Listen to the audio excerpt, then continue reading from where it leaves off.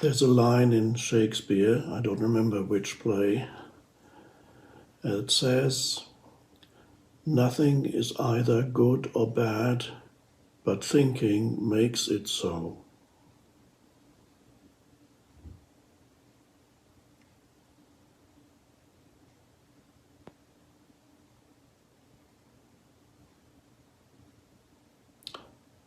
There's a very important lesson here.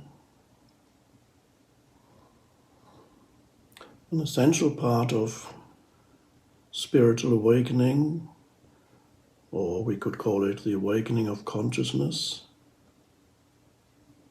is to learn to become aware of the difference between the situation that you find yourself in and what your mind says about the situation that you find yourself in, particularly challenging situations. Many of you at this time are perhaps confined to a small space, perhaps a small apartment, not allowed to go out except to buy groceries or other essentials. Perhaps you have to share that space with several people, or there's nobody else and you're feeling lonely, or you may be experiencing that money is becoming scarce because you've been laid off, no more income,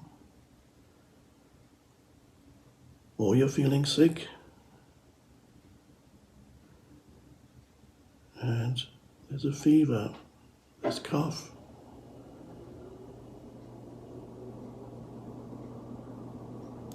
Now, all these things that many of you are experiencing now would conventionally, normally be called bad. And yes, I suppose on a conventional level they are not pleasant, particularly if you're sick.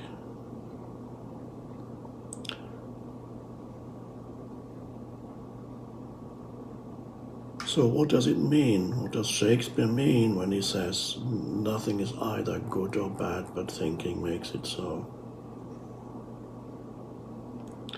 So your very essential spiritual lesson is to be able to differentiate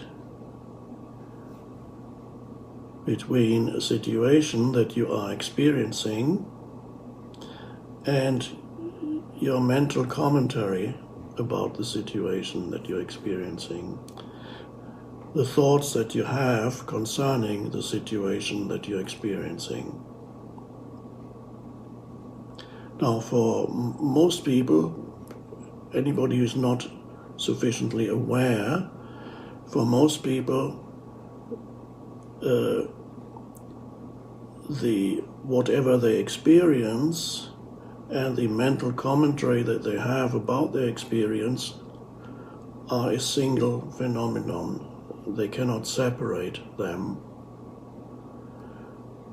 So, let's say you are cooped up in a small space, have been there for already a week or 2 weeks, and you're thinking about how much longer and you can't stand it anymore. This is just too awful. And the self-talk continues, and it's telling you how awful and unacceptable this situation is, and this self-talk may generate self-pity, it may generate anger, it may generate depression, and or certainly will generate fear, because a lot of the self-talk is about how bad it's not just how bad it is now, but how bad it's going to be. It's going to be worse. That's what the mind is often saying. And then when the mind is saying that it's going to get worse, then basically for you it is already worse, and it gets worse and worse.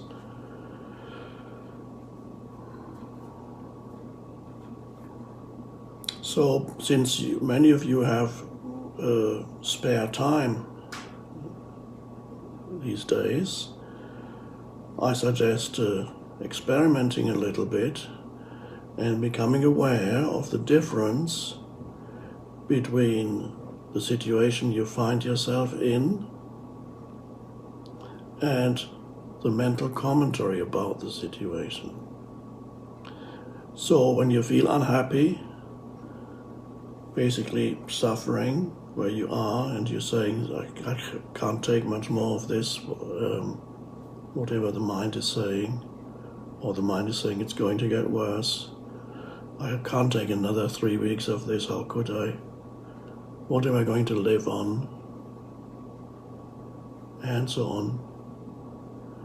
So the commentary concerns certain things that are happening now. It may concern certain things in the so-called future. So you become aware of the self-talk. Basically, most humans talk to themselves a lot. Or you may also be talking to others. If you share space with other people, then this self-talk becomes the dialogue that you have with others. And as an experiment, I would suggest that you ask yourself, how would I experience this situation if I did not add any unnecessary thought to it? How would I experience this moment, the situation that I'm finding myself in, without the addition of an interpretation of the mind? I sometimes call that, in most cases, this addition, this interpretation, in many cases it's negative. There's usually not that much that the mind can comment on a very pleasant experience, it just experiences it, but the mind loves it when there's a difficult situation, then the mind can really get going and has a long story about it. How would I experience this moment without the addition of unnecessary thought? That's a strange question. I sometimes say that this addition of thought is excess baggage in your life. And many humans don't realize that they're making themselves unhappy for years and years, and sometimes a whole lifetime, because they never learn to differentiate between situations they find themselves in and that which the mind adds to the situation. So they experience the situation through the narrative of the mind. They cannot say, here's a situation and here's a narrative, but this is what I'm asking you to experiment with now, because you have plenty of time, or many of you have. How would I experience this moment if I refrained from interpreting it, calling it either good or bad? Okay, now this question doesn't have an answer on a conceptual level. This question directs your attention into the present moment, the aliveness of the present moment. And if you don't add any thought to it, but just an experiment, you can, if the experiment fails, if you don't like it, then you can continue with continuously adding narratives to the situation, and continue to experience the situation through the veil of the narrative that comments how awful it all is, that your life is falling apart, the world is falling apart, it's all so dreadful. That's a narrative. So, how would I experience this moment if I did not add? Okay, let's do it. Let's refrain. It's not a doing. It's a refrain from doing something that is normally an unconscious mind process. Okay, what am I left with? Here I am. I'm sitting here, looking around, breathing, whatever is here in this room. Look out of the window, see a bit of sky, tree, the light coming through the window, furniture in the room, whatever else is happening here, sensory perceptions.